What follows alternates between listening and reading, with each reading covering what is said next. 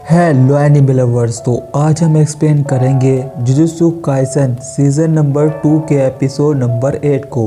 अगर आपने पिछले एपिसोड नहीं देखे हैं तो पहले वो देख लीजिए, लिंक आपको डिस्क्रिप्शन में मिल जाएगा। तो पिछले एपिसोड में हमने देखा 31 अक्टूबर शाम को 8 बजे शिबुया इंसिडेंट शुरू हो जाता है और शिबुया सिटी के बीच में करीब 400 मीटर के दायरे में एक कर्टेन लगाया जाता है जो कि अपने अंदर ढेर सारे आम लोगों को कैद कर लेता है। और करीब आधे घंटे बाद गोजो इस कर्टेन में एंटर करता है और एपिसोड की स्टार्टिंग में गोजो हिकारी मॉल में जाता है जहां सबसे ज़्यादा लोग फंसे थे और गोजो को भी पता था दुश्मनों का कोई बड़ा प्लान है, पर गोजो इससे नहीं डरता क्योंकि वो सबसे ताकतवर है।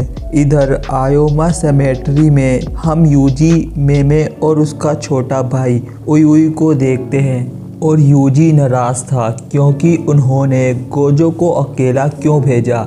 और मेमे, यूजी ये गोजो के बैकअप के लिए आए हैं और वो लोग मेजी श्रीन स्टेशन जा रहे हैं क्योंकि शिबुया जैसी वैली वहाँ पर भी लगी है। इधर Gojo Tokyo metro Shibuya station B5F पर जाता है जहाँ वो देखता है जोगो, हनामी और चोजो गोजो का इंतज़ार कर रहे थे।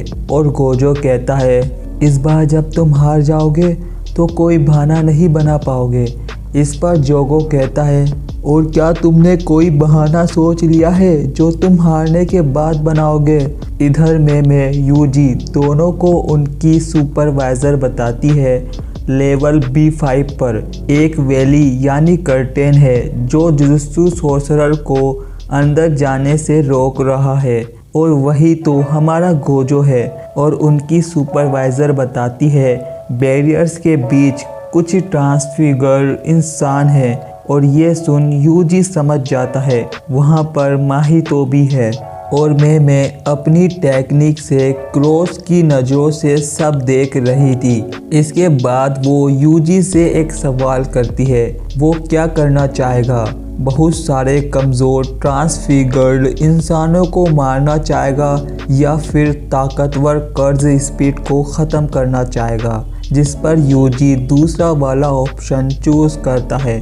और मैं उसे बताती है वो दोनों एग्जिट 7 से सीधा B4 जाएंगे और ट्रांसफिगर इंसानों से लोगों को बचाएंगे। और ये लोग जब मिलेंगे तो शायद कर्टेन टूट गया होगा।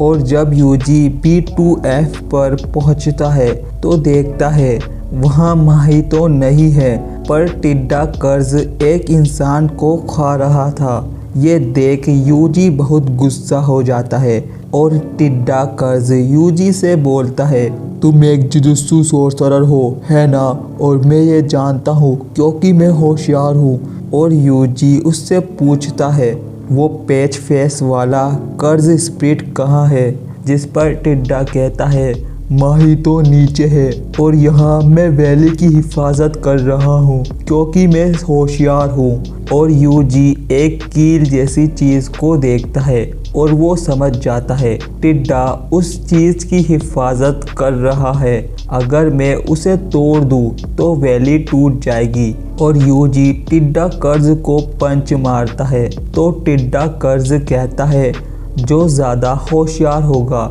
वही जीतेगा। इस पर यूजी कहता है तुम एक टिड्डा कर्ज हो है ना। और ये सुन टिड्डा चौंक जाता है और यूजी को होशियार बताता है।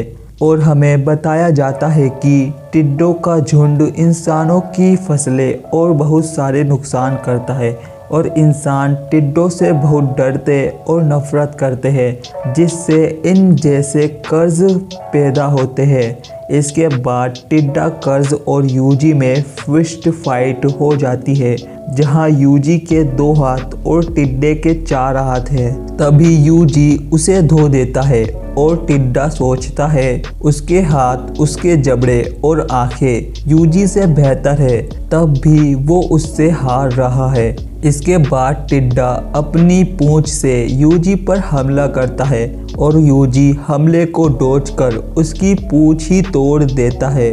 इसके बाद यूजी कील को तोड़ देता है जिससे कर्टेन भी टूट जाता है।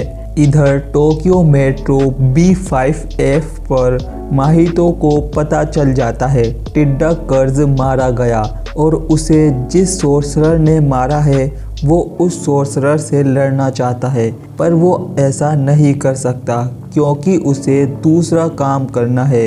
इधर यूजी और मेमे टोक्यो मेट्रो मेजी शिरीन स्टेशन B4F पर मिलते हैं, जहां मेमे यूजी को शाबाशी देती है क्योंकि उसने कर्ज को आसानी से हरा दिया और यूजी असल में एक फर्स्ट ग्रेड जितना ताकतवर है। पर यूजी बताता है वो पेच फेस वाला बंदा नहीं था, अगर मेरी लड़ाई उससे होती तो वो आसान नहीं होता। और जब ये B5 स्टेशन पर पहुंचते हैं तो वो इन्हें पूरा खाली मिलता है, शायद इन्होंने काफ़ी देर कर दी। यहाँ सिर्फ एक लड़की बैठी हुई थी जिससे यूजी पूछने जाता है कि बाकी लोग कहाँ हैं, पर वो लड़की काफ़ी ज़्यादा शौक में थी। इधर हम गोजो को देखते हैं और हिनामी ने अपनी टहनियों से स्टेशन के सारे रास्ते बंद कर दिए थे, जिस पर गोजो कहता है तुम्हें ये सब करने की कोई ज़रूरत नहीं, मैं भागूंगा नहीं।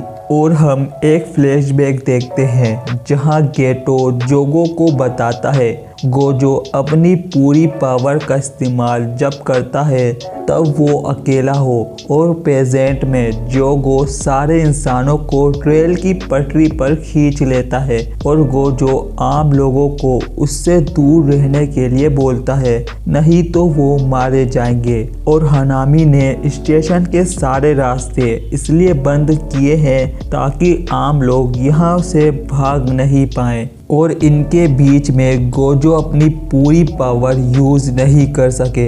और जोगो हनामी दोनों आम लोगों को मारना स्टार्ट कर देते हैं और चोजो अपनी ब्लड मैनिपुलेशन स्लीकिंग एक्सोर्सिज्म से गोजो पर हमला करता है, लेकिन उसकी इन्फिनिटी की वजह से उसे कुछ नहीं होता। इसके बाद जोगो हनामी मिलकर गोजो को पंच मारते हैं, पर वो भी उसकी इन्फिनिटी की वजह से रुक जाते हैं। इसके बाद वो दोनों डोमेन एम्प्लीफिकेशन का यूज़ करते हैं जो सामने वाले के डोमेन को बंद करने के काम आती है, बिल्कुल मेकामारू की टेक्निक की तरह। इससे गोजो की इन्फिनिटी टूट रही थी जिससे गोजो को वहां से हटना पड़ता है, जिससे दोनों आपस में टकरा जाते हैं। फिर से हम एक फ्लैशबैक देखते हैं जिसमें गेटो जोगो को बताता है गोजो अपना डोमेन इस्तेमाल नहीं करेगा क्योंकि इससे बहुत सारे लोग मारे जाएंगे, क्योंकि वो डोमेन और वैली यानी कर्टेन के बीच दब जाएंगे। लेकिन तुम्हें भी अपना डोमेन इस्तेमाल नहीं करना क्योंकि तुम्हारे डोमेन से बहुत सारे इंसान मारे जाएंगे। तो गोजो उन्हें बचाना छोड़ देगा और अपना डोमेन इस्तेमाल करेगा। अगर ऐसा हुआ तो गोजो जीत जाएगा, पर उन्हें बस गोजो को 20 मिनट